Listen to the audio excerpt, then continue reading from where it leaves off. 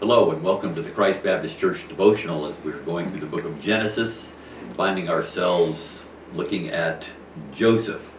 Joseph is the 12th son of Jacob, and he has been betrayed by his brothers, sold into slavery, traded into Egypt, and then by an unjust accusation found himself in prison in Egypt. And while he's in prison, he is waiting on God. He's still trusting in God. But God gives him an experience that he meets two men who were the employees of Pharaoh. One was a cupbearer, which he poured wine into the Pharaoh's cup, and the other was the baker who baked bread and cakes and things like that for Pharaoh. And they each had a dream in prison. And Joseph interpreted the dream by telling them that God would interpret dreams, so he did, but he asked the cupbearer, he said, will you please just remember me before Pharaoh, because I'm innocent. And then what we see in the story was that the cupbearer got out of prison and forgot about Joseph. And we think that means God has forgotten about Joseph. Just because people forget you doesn't mean God has forgotten you. And as I said, Genesis 40 really leads us up to Genesis 41, which is really the crux of what happens. Genesis 40 is just building the tension, saying now everything Joseph's doing is trying to do is seeming to be failing. People forget him. He's innocent. Oh my, what's happening? And we learn that God is still working in the background for the right time. And what we're going to see here in chapter 41 is the right time. God's timing is everything. The book of John tells us that Jesus spoke many times of an hour. He says, I'll tell you, in John chapter 4, he told a woman at the well, behold, an hour is coming where all who worship God will worship him in spirit and truth. There's an hour coming when that'll happen. Several times Jesus said, why are you asking me to do this? He asked his mother. Mother asked him to turn water to wine. He says, my hour has not yet come. People tried to kill him, and they couldn't because his hour had not yet come. And then Greeks came to see Jesus. Last Passover, just before his death. He's just there in Jerusalem with the Jews, but then some Greeks came to see Jesus. They met Philip, who took him to Andrew, and Philip and Andrew went to see Jesus. And Jesus said, my hour has now come, because now the Gentiles are coming to see me. That is the Father's will. He understood that. He understood his timing. If Jesus would have revealed himself right away, right after his baptism, and said, you all need to bow, it was not the right timing for the Father. Because the timing is not just to bring Israel back, but it is to bring all the people to God. And Jesus said, I won't shrink from my hour. And he even talks when he speaks in John 16, an hour is coming when people who kill you and think they're doing a service to God. There's going to be a time of persecution, but that time is not now. The time is for the spread of the church, what's going to happen there. So timing is critical on every aspect of life, and it's God's timing. And this is what we're going to see here, how God's timing is perfect, right here in Genesis 41. Let's take a look. It's a long chapter, and we're going to let the verses just explain for themselves what's happening as we see the main point here. Chapter 41. Now it happened at the end of 2 full years that Pharaoh had a dream, and behold, he was standing by the Nile. And lo, from the Nile there came up 7 cows, sleek and fat, and they grazed in the marsh grass. And behold, 7 other cows came up after them from the Nile, ugly and gaunt, and they stood by the other cows on the bank of the Nile. The ugly and gaunt cows ate up the 7 sleek and fat cows. Then Pharaoh awoke. That had to be a crazy dream, and he woke up probably sweating and said, what's going on? Well, he was tired, and so verse 5 tells us he fell asleep and dreamed a second time. And behold, 7 ears of grain came up on a single stalk, plump and good. Then behold, 7 ears, thin and scorched by the east wind, sprouted up after them.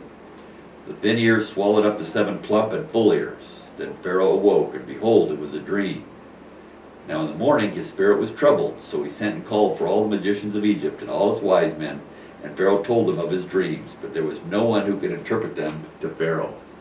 So we see the dreams right here. There were 2 dreams. He woke up in between them. One had 7 cows that were Really, really nice, fat, well-fed cows, and then 7 other small, skinny cows. You can see their ribs. And as happens in dreams, strange things happen, but the 7 starving cows ate up the 7 fat cows. And then there was a second dream about just stalks of grain, and there were plump stalks of grain, and it looked like grain that had no water, and the weak grain ate up the plump grain. And that was the dream, and Pharaoh woke up and he tried to call all of his magicians, all the people of the land who could understand, just strange things and could give answers to the king and to Pharaoh, but no one could understand this at all. Notice verse 9. Right there it is. Then the chief cupbearer spoke to Pharaoh, saying, I would make mention today of my own offenses. Well, looky there. Out of nowhere, here's the cupbearer. All of a sudden making a statement. Oh, by the way, I remember a guy named Joseph. Well, the king's not interested in Joseph. The king's not interested in anything. Right now he's troubled by a dream that nobody can interpret. But now here is this cupbearer who says, oh, I'm sorry that I would make mention today of my own offenses. And then he explains in verses 10 to 13. Pharaoh was furious with his servants, and he put me in confinement in the house of the captain of the bodyguard, both me and the chief baker. We had a dream on the same night, he and I. Each of us dreamed according to the interpretation of his own dream. Now a Hebrew youth was with us there, a servant of the captain of the bodyguard, and we related them to him. And he interpreted our dreams for us. To each one he interpreted according to his own dream. And just as he interpreted for us, so it happened. He restored me in my office, but he hanged him. So now the cupbearer comes to the king with a remembering of Joseph. And let me ask you a simple question. How well do you think it would have gone some number of years ago? It says, chapter 41, in verse 1, it happened at the end of 2 full years. So 2 years ago, when there was no dream, nothing troubling Pharaoh, and the cupbearer says, hey, Pharaoh, let me tell you something. I met a guy named Joseph in prison, and he can interpret our dreams. What's Pharaoh going to say? Do I care? I'm Pharaoh. So what? So a thing just kind of happened randomly, and you guys got lucky. Anybody could have figured that out. He's just trying to get out of prison. So no, I'm not going to listen to you. That would have happened 2 years ago. But now, when Pharaoh has a dream and nobody can interpret, and he's very, very troubled, and the cupbearer says, oh, by the way, when I was in prison, this happened. A guy named Joseph interpreted the dream perfectly. Not just for me, but also for the baker. Timing is everything. Well, verse 14, then Pharaoh sent and called for Joseph, and they hurriedly brought him out of the dungeon. And when he shaved himself and changed his clothes, he came to Pharaoh. Pharaoh said to Joseph, I've had a dream, but no one can interpret it. I've heard it said about you that when you hear a dream, you can interpret it. All right? Show's on. Tell us what you've got. Verse 16, Joseph then answered Pharaoh again, saying, it's not in me. God will give Pharaoh a favorable answer. See, Joseph again testifies of his faith right there to Pharaoh now. Who else could have testified to Pharaoh about a faith in the God of the Hebrews? Nobody. God put Joseph there so that he would testify to Pharaoh about faith in God and what God could do in interpreting dreams. God has a heart to reaching all the people. So Pharaoh spoke to Joseph, in my dream, behold, I was standing on the bank of the Nile. And behold, 7 cows, fat and sleek, came up out of the Nile, and they grazed in the marsh grass. Lo, 7 other cows came up after them, poor, very ugly and gaunt, such as I had never seen for the ugliness in all the land of Egypt. And the lean and ugly cows came up at the first 7 fat cows. Yet when they devoured them, it could not be detected that they had devoured them, for they were just as ugly as before. Then I awoke. I also saw in my dream, and behold, 7 ears full and good came up on a single stalk. And lo, 7 ears, withered, thin, and scorched by the east wind, sprouted up after them. And the thin ears swallowed the 7 good ears. Then I told it to the magicians, but there was no one who could explain it to me. So this is Pharaoh telling Joseph the situation. Now Joseph said to Pharaoh, Pharaoh's dreams are one and the same. God has told to Pharaoh what he's about to do. The 7 good cows are 7 years, and the 7 good ears are 7 years. The dreams are one and the same. The 7 lean and ugly cows that came up after them are 7 years, and the 7 thin ears scorched by the east wind will be 7 years of famine. It is as I have spoken to Pharaoh. God has shown to Pharaoh what he's about to do. Behold, 7 years of great abundance are coming in the land of Egypt. And after them 7 years of famine will come, and all the abundance will be forgotten in the land of Egypt, and the famine will ravage the land. So the abundance will be unknown in the land because of that subsequent famine, for it will be very severe. So Joseph gives a quick explanation because God's revealed it to him, but the dreams are the same thing. There's going to be 7 years of extreme abundance, prosperity, crops unheard of, unlike any other time before in Egypt, followed by 7 years of famine, and the famine's going to be so severe no one will remember the good years of abundance. That's how strong the famine's going to be. And the reason there's two dreams is because God is showing to Pharaoh this is really important and it's going to happen. He's shown to Pharaoh what he's about to do, verse 28 says. And verse 32 tells us, now as for the repeating of the dream to Pharaoh twice, it means that the matter is determined by God, and God will quickly bring it about. Quickly. The reason there's two dreams, it means it's coming now. You better get ready.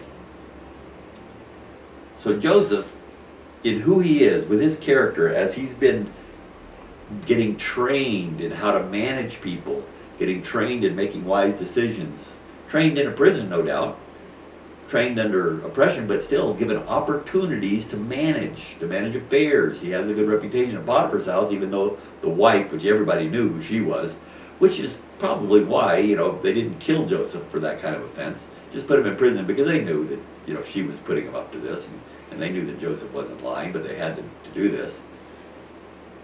So Joseph, just in his normal wisdom that he'd acquired in all the training that's been taking place while he's been working with the jailers, he just speaks his mind. Verse 33, now let Pharaoh look for a man discerning and wise to set him over the land of Egypt. Let Pharaoh take action to appoint overseers in charge of the land. Let him exact a fifth of the produce of the land of Egypt in the 7 years of abundance. Then let them gather all the food of those good years that are coming, and store up the grain for the food in the cities under Pharaoh's authority, and let them guard it. Let the food become as a reserve for the land for the 7 years of famine which will occur in the land of Egypt, so that the land will not perish during the famine.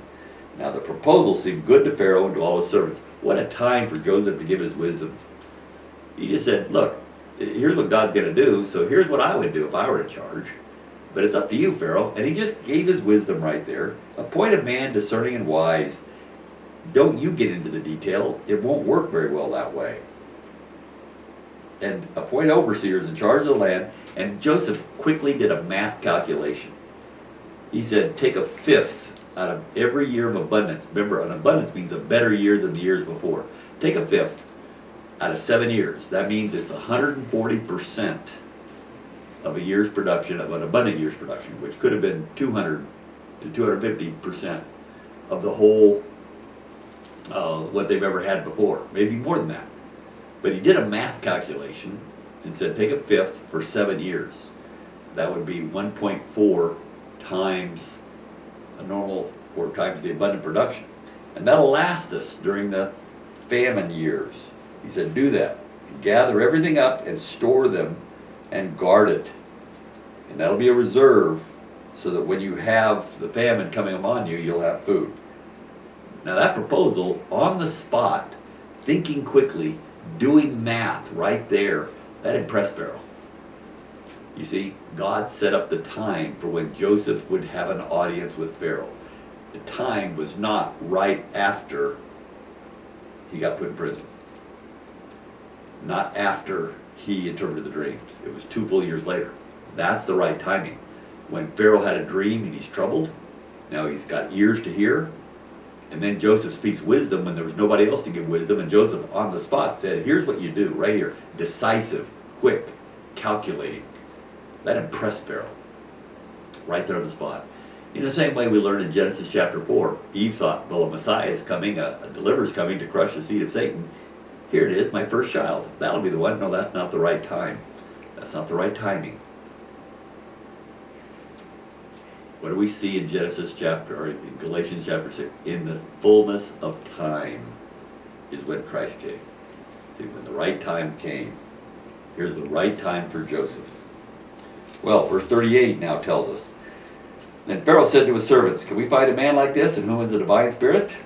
So Pharaoh said to Joseph, since God has informed you of all this, there's no one is so discerning and wise as you are.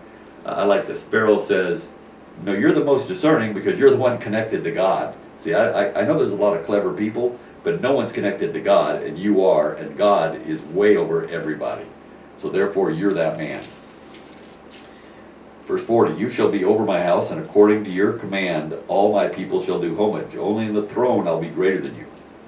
Pharaoh said to Joseph, see, I've set you over all the land of Egypt. Then Pharaoh took off his signet ring from his hand, put it on Joseph's hand, and clothed him in garments of fine linen, and put the gold necklace around his neck.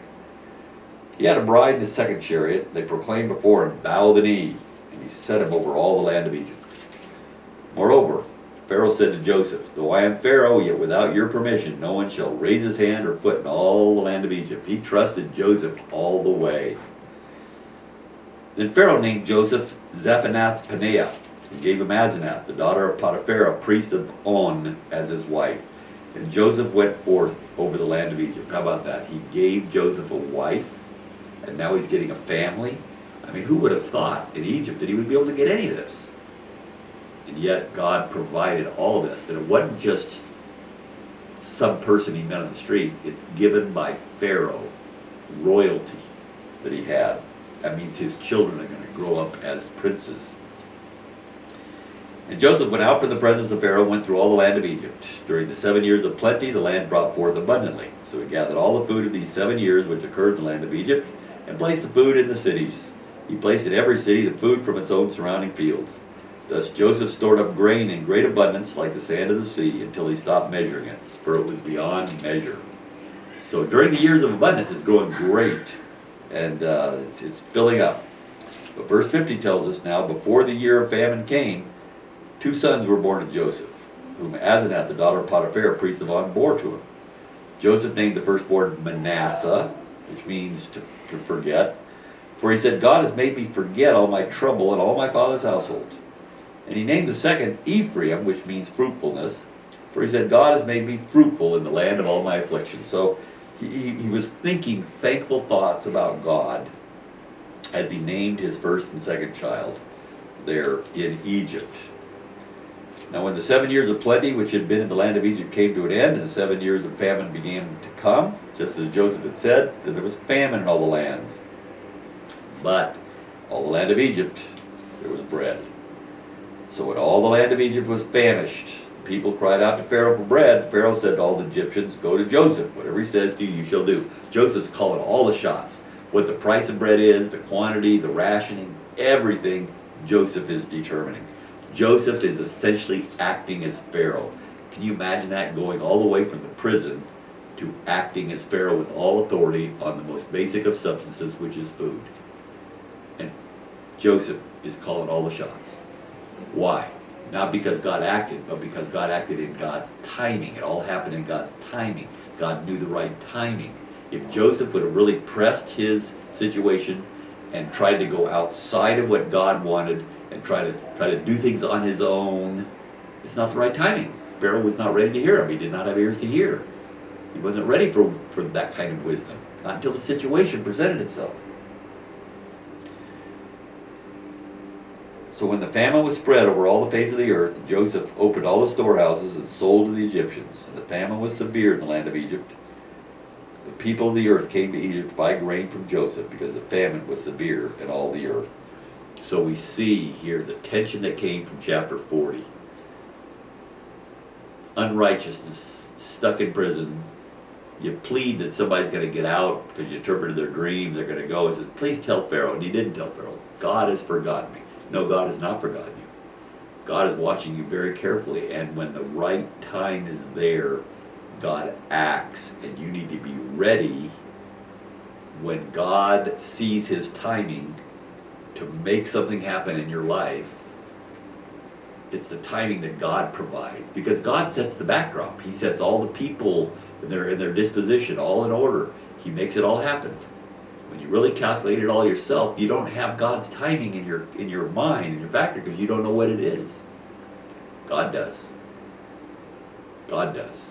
And Joseph trusted God the entire time in prison, and even told Pharaoh, it's not me, it's God. I trust in God, and I'll share that with you. And I'm going to trust in God's timing. All the time here, Joseph trusted in God's timing. And look what it came out to. It came out to going from prison to acting as Pharaoh and being in charge of everything, distribution and rationing of food. He was trusted.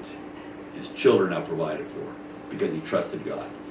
And yet, this story is really not about Joseph. It's about God and how God is, again, organizing everything so that his prophecies will become true.